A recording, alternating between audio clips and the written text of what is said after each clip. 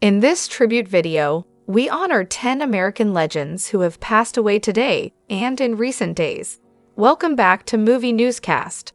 These remarkable individuals made lasting contributions to their fields, and we sadly say goodbye to them. Our heartfelt condolences go out to their families and fans. As we remember their legacies, we invite you to show your support by giving this video a thumbs up if their lives or work have touched you in any way. Your gesture is a sign of respect and remembrance. Famed hip-hop hype man dead at 53. Isaac Freeman i.e. aka Fat-Man Scoop has died after the iconic musician collapsed on stage Friday night. Scoop's tour manager broke the sad news when he said of the Grammy winner, "I am honestly lost for words. You took me all over the world and had me performing alongside you on some of the biggest and greatest stages on this planet.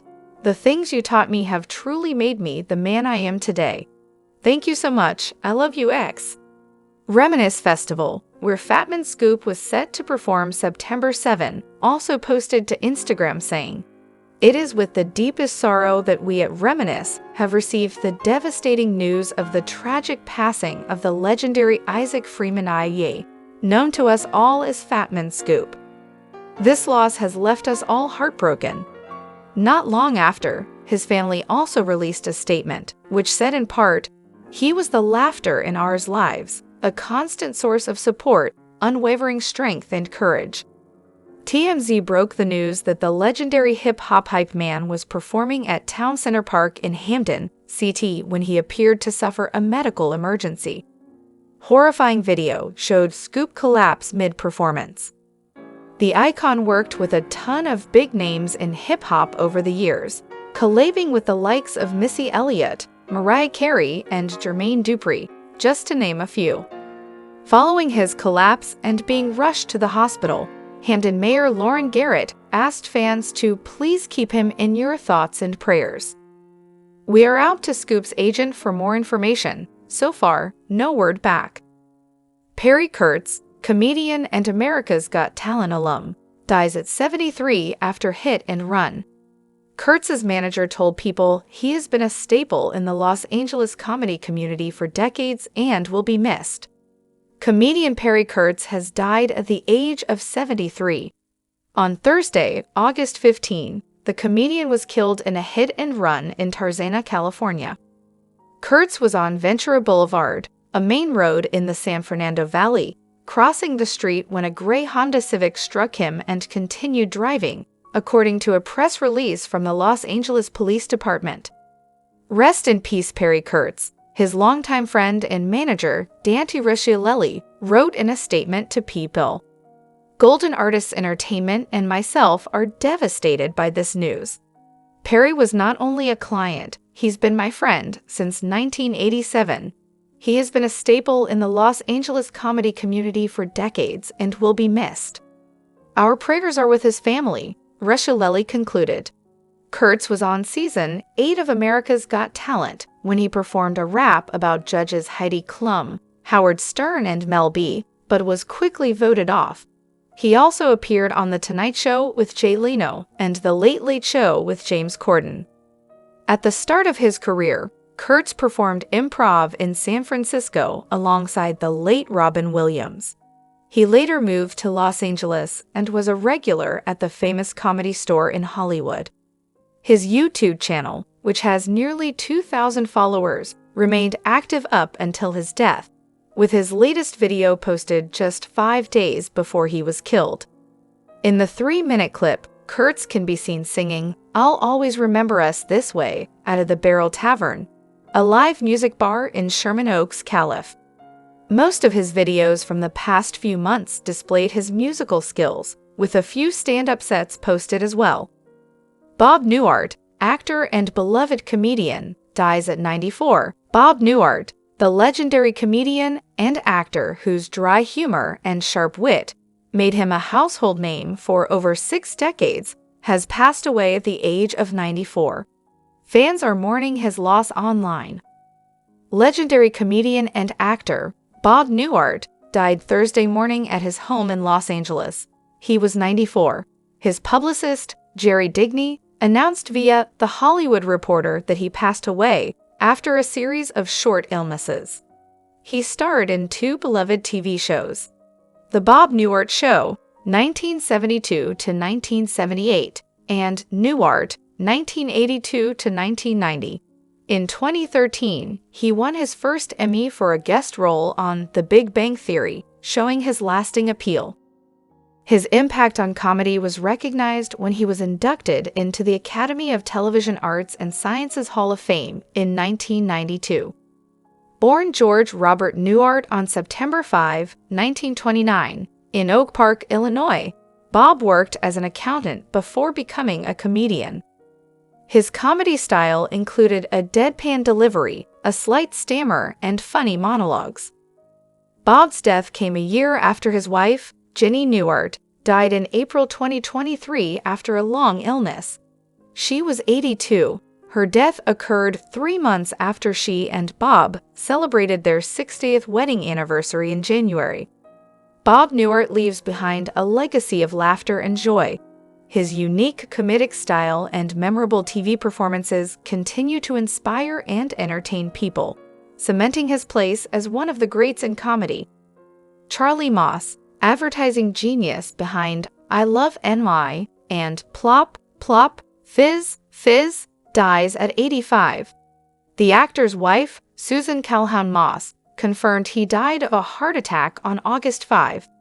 Actor and advertising genius Charlie Moss has died. He was 85. The late ad executive, who helped produce successful campaigns, including those I Heart NY tourism ads in the 70s, died on August 5 of a heart attack, his wife Susan Calhoun Moss confirmed, per the New York Times. Moss died at his home in Wainscott, New York, the outlet reported. The publication's legacy page stated he and his wife had been married for 47 years. Born Charles Moskowitz, Moss also helped create Alka-Seltzer's iconic Plop, Plop, Fizz, Fizz jingle featured in ads that ran in the late 70s, as well as the Flick of My Bic campaign for Bic lighters, which also ran around the same time. While discussing the Alka-Seltzer commercial in 1972, Moss told the New York Times, "We've created a natural language for television. We've given the man in the street ammunition to be a comedian." In 1978, Moss and Dragoti won a Tony Award following the success of the I Love NY Broadway show tours, alongside its sponsor, the New York State Department of Commerce. Following the campaign's success, Moss and Stan Dragoti, who worked together at Wells Rich Green in the 60s and 70s, launched Moss/Dragoti in 1995, after the former company closed, per a previous Times article. The pair had also previously teamed up on the 1972 movie Dirty Little Billy. Moss also had a successful acting career, appearing in shows including Little Fugitive as a child star in 1953.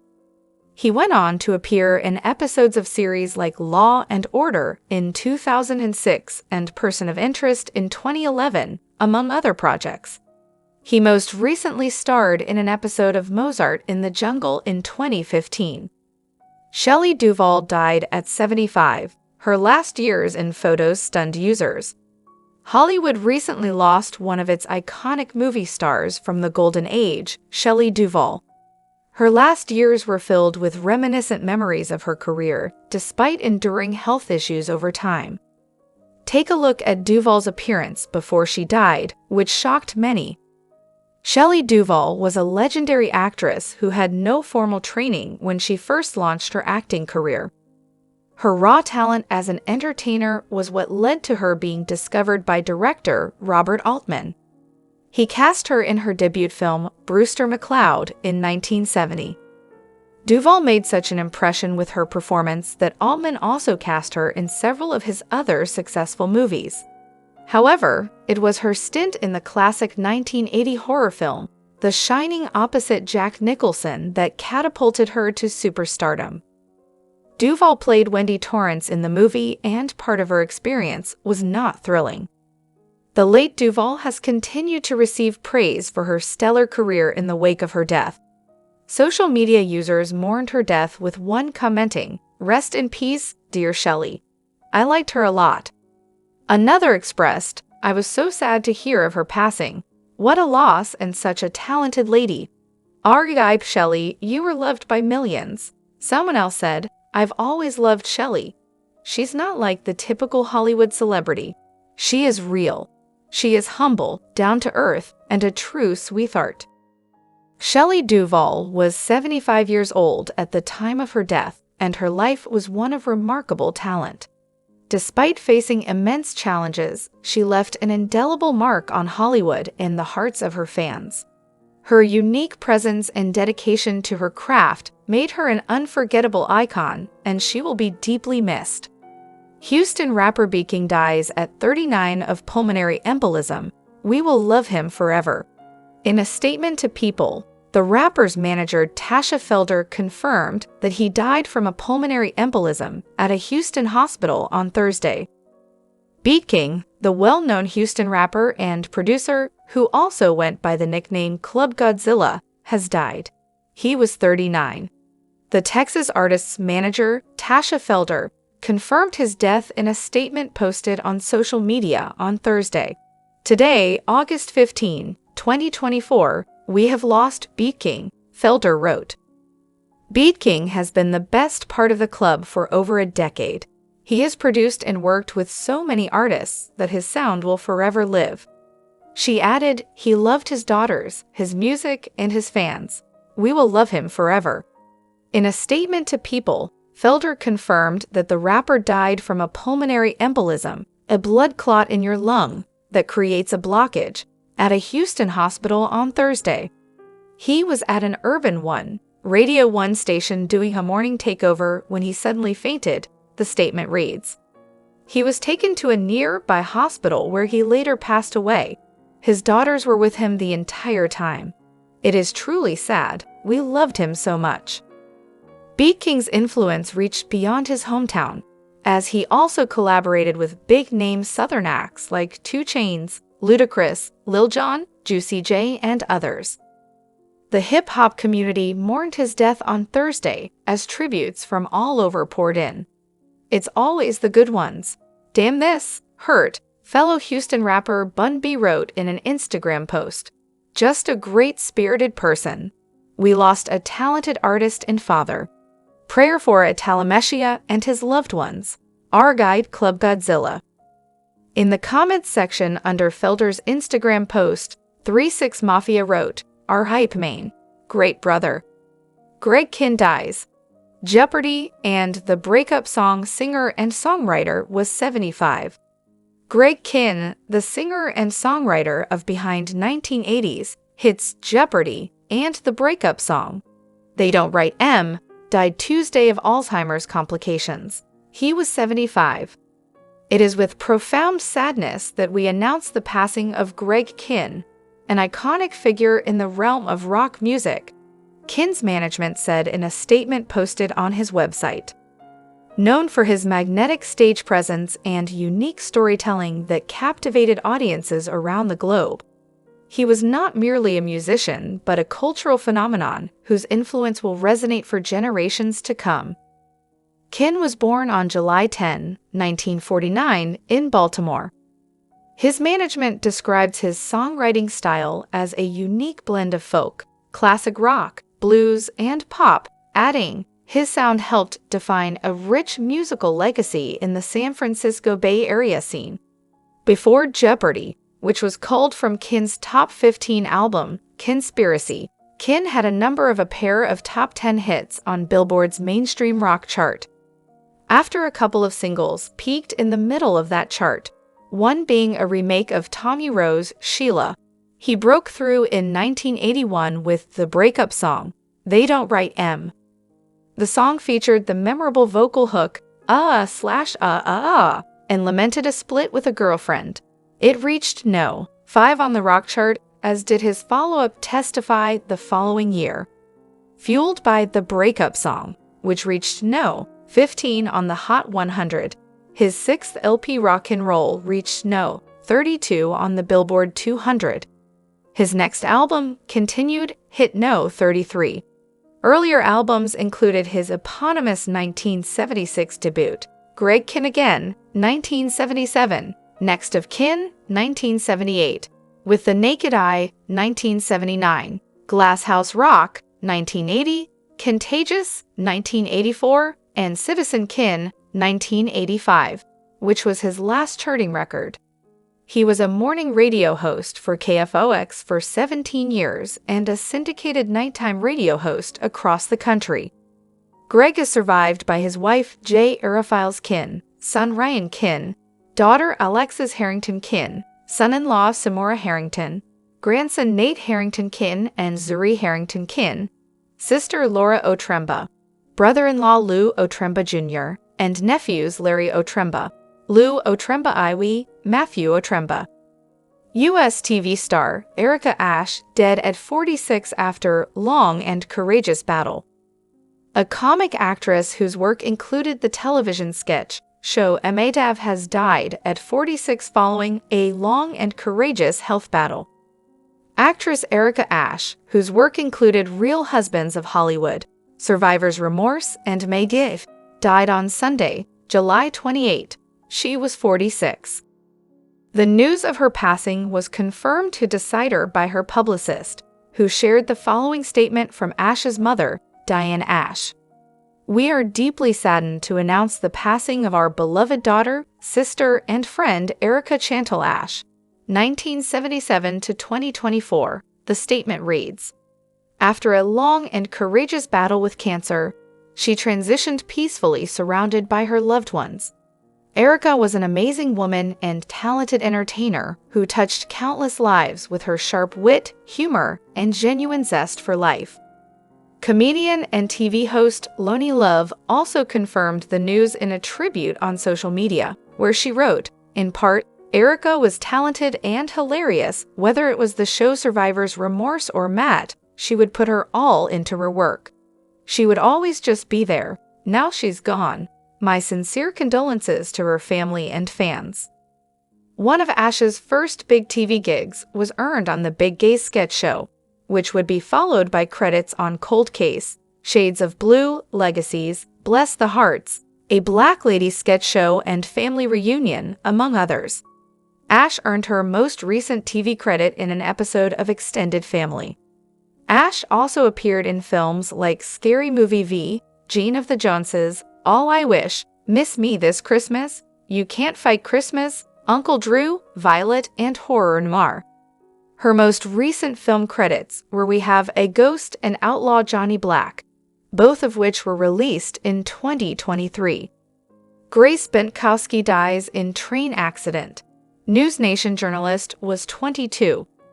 Grace Bentkowski, a creative producer for the NewsNation cable network, was killed last month while crossing ground-level tracks with a group of other commuters at Chicago's Hedgewisch South Shore station. Her death just came to public attention. Grace Bentkowski was a rising star at NewsNation, the network said in a statement issued today. Her passion for journalism and eagerness to learn the ropes was infectious, and her willingness to jump in and learn the TV news business was inspiring to her colleagues.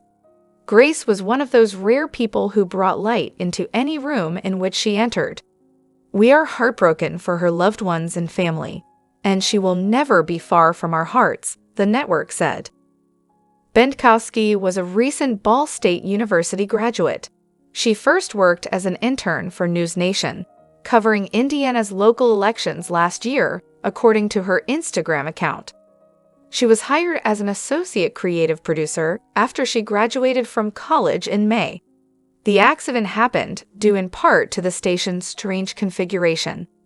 In order to reach a parking lot at the station, riders must walk over the tracks. Bentkowski was doing so when struck by the train. She was taken to a hospital with internal injuries and died. In August 2024, Mariah Carey suffered double tragedies when she lost both her sister, Allison, 63, and her mother, Patricia, 87. They passed on the same day, and although the star is in mourning, she once revealed that she and her mother had a tumultuous relationship. While mourning, the 55-year-old singer released a statement about the loss, confirming the news. "My heart is broken that I've lost my mother this past weekend. Sadly, in a tragic turn of events, my sister lost her life on the same day," she added. The Grammy award-winning singer revealed that she saw her mother recently before she passed. The star said, "I feel blessed that I was able to spend the last week with my mom before she passed." She concluded her message by sharing her appreciation for the love and support she's received and the respect for my privacy during this impossible time. Maria and her late mother had a long-standing, complicated relationship. In her 2020 book, The Meaning of Mariah Carey, the star revealed she had a difficult childhood. "I didn't believe I was worthy of being alive." The artist, who inherited her vocal talents from Patricia, explained that she was too young to consider suicide at the time, but was old enough to know that she hadn't started living or found where she belonged. She hadn't seen others who looked like her or reflected what she felt inside. Her father, Alfred Roy, had what she described as deeper skin and kinkier hair, while her mother had paler skin and straighter hair. Neither of her parents had the same facial features as hers. She recalled seeing them riddled with regret, hostages of a sequence of cruel circumstances. Her older sister, Allison, and older brother, Morgan, were browner but also darker, and not just in terms of the hues of their skin. Maria felt her siblings had a similar dense energy that seemed to block light. The older siblings were averse to their younger sister's tendency for fantasy and all things whimsical. Despite sharing the same blood, the singer felt like a stranger and an intruder in her own family. The repeated abuse she endured from her family led her to escape or cut them off, though Maria felt them as being deeply significant to her story but not central to my existence. Removing herself from her toxic loved ones wasn't easy for the vocalist, but through therapy and prayer, she eventually found the courage. Yet, she still couldn't find an artful way to let her mother go. At the time she wrote the book, Maria shared that her relationship with Patricia was anything but simple. She described the relationship as akin to a prickly rope of pride, pain, shame, gratitude, jealousy, admiration, and disappointment. The artist felt a complicated love tethered her heart to her mother's, but the pair bonded over their love for music. Patricia trained as an opera singer at Juilliard, and when her daughter listened as she did her vocal exercises, her frightened young mind felt soothed. When Maria sang tunes around the house, it delighted her mother, who always encouraged her. Around the age of 3, she sang back the aria from the opera Rigoletto in perfect Italian when her mother kept stumbling on one part, stunning Patricia. At that moment, her mother finally saw her as more than a little girl, but as Mariah, the musician. Coming from a dysfunctional background, the songstress knew she had to heal herself and her inner child. Despite growing up in a dysfunctional and messy childhood, she still tried to keep her inner child alive. She credited her mother for introducing her to music and for imparting a positive mindset of believing she would make it. But the positive things she got from Patricia conflicted with how she would say Mariah should only hope to be half the singer she was. The words had a big effect on the singer, who believed her mother wouldn't remember saying them. Since that damning statement stayed with her, Maria ensured that she raised her children differently. She acknowledges their talents when they draw pictures for her, sing and dance, or do anything creative. The star is determined that her twins know they and their happiness matters. Maria also ensures they're safe and feel seen and heard. She gives them unconditional love and makes sure they know she'll be there for them no matter what. With Patricia, a shift happened where she was made to feel like her competition and a threat. In place of our previous bond grew a different tie, a rope tethering us through shared biology and social obligation, she wrote in her memoir. The relationship between Maria and Patricia was a story of betrayal and beauty, a tale of love and abandonment, and sacrifice and survival. Although Maria freed herself from bondage several times, A cloud of sadness hung over her. She suspected it would always remain there. With time, she's learned that there's no point in trying to protect people who never tried to do the same for her. Motherhood in time allowed her to grow into herself. Patricia also disapproved of her daughter marrying a black man, the father of her children and now ex-husband, Nick Cannon. Maria said her mother saw it as an abomination and the ultimate humiliation. Patricia marrying Alfred was beyond betrayal to her mother. It was seen as a crime against Maria's grandmother's white heritage and led to Patricia's disownment. Loving Alfred made Maria's mother a bottom feeder in her grandmother's eyes. The parent had procreated with the lowest human group, making mulatto or multiracial children. Despite the strained relationship between Maria and Patricia, the mother repeatedly told her as a child, "You've always been the light of my life." Sure enough, the artist wished to be that and also wanted to make her mother proud. The famous mother of two respected her late parent as a singer and a working mother. She confessed to having loved Patricia deeply. As a child, Maria also wanted her parent to be her safe space, but more than that, she wished to believe her words. Despite their strained relationship, the songstress made a touching opening dedication to Patricia in her memoir. She wrote, "And to Pat, my mother, who, through it all, I do believe actually did the best she could. The star vowed, I will love you the best I can, always." People who read the dedication were moved. One person said, "There are some pretty crappy, sick mothers out there. Sorry, it's sick, unbelievable to me some of the things I hear. Who treats their children that way? Truly unbelievable." Someone who sympathized with the star wrote, "I think Maria had a dreadful upbringing, and we don't know the half of it." A third person felt, "All a child of such an upbringing can do is set whatever boundaries they need to set in order to survive, then move on, thrive, and, most important, be a better parent themselves." Jerry Miller, Moby Grape guitarist, dead at 81. Rocker Jerry Miller, famed guitarist and founding member of progressive rock group Moby Grape, has died. He was 81. Miller died suddenly on Saturday, a rep for the musician confirmed to People. A cause of death has not been disclosed. Miller was born and raised in Tacoma, Washington, and began his music career as a teenager in the late 1950s. He formed the band, The Frantics, with drummer Don Stevenson and Bob Mosley, which earned them early fame. They soon moved out to San Francisco and joined up with former Jefferson Airplane members Skip Spence and Peter Lewis. Together, they went on to form Moby Grape. The band released their first studio album, Moby Grape, in 1967, and Miller co-wrote two of the band's biggest hits off that album, including 8.05 and Hey Grandma. The album went on to become No. 124 on Rolling Stone's list of the 500 greatest albums of all time. The band continued to release a slew of records over the next few years, including Wow/Grape Jam, 1968, Moby Grape 69, 1969, Truly Fine Citizen, 1969. However, the band's success was seemingly derailed by a mix of drug use and mental illness, particularly with regards to Spence, who suffered a mental breakdown and left the group in 1970.